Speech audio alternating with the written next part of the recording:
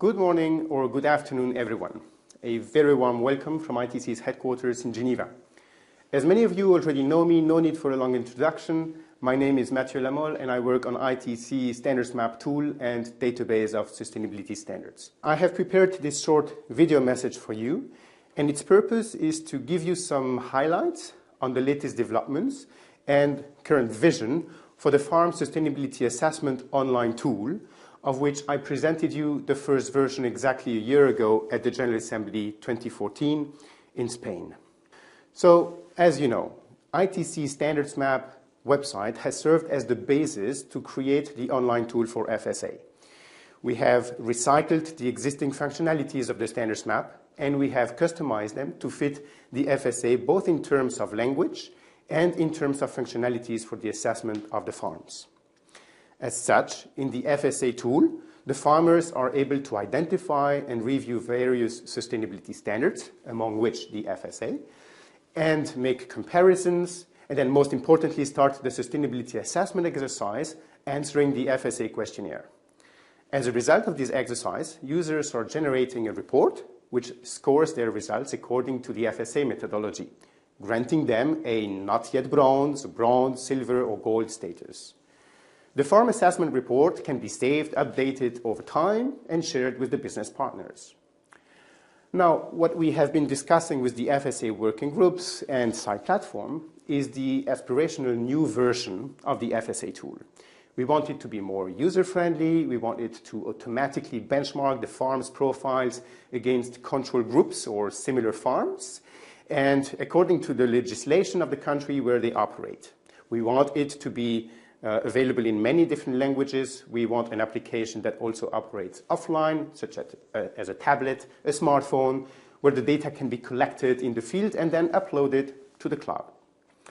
Even more importantly, we want to develop a full supply chain mapping functionality so that a farmer can upload its own data, share it with a buyer, that can be a processor, a manufacturer, sometimes directly a brand, and that any actor of the supply chain can then also benefit from an access to the FSA tool in order to aggregate the data of different farms, generate a supplier profile, and at the end of the day ensure a very good traceability of the sustainability through the whole supply chain.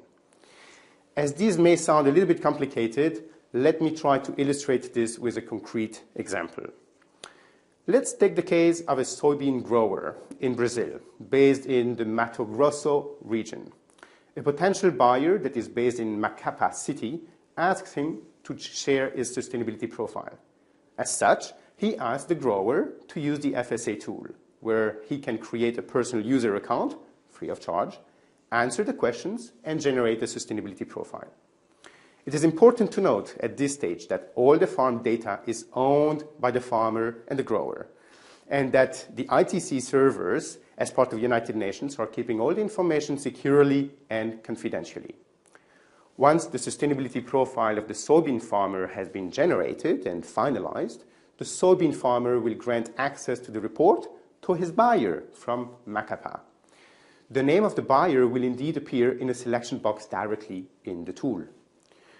On the side of the buyer in Macapá, which again can be a processor, a manufacturer, maybe a trader, or a brand, well, an automatic alert will indicate when a new farm report is made available for review. The buyer will be able to do all sorts of analysis and comparisons of the farm reports, aggregating the various reports by specific region, crop, or even by country if he buys from various places. As such, the buyer will be able to generate an aggregated picture of its own sustainability profile, and based on the farm's profile from which he is buying.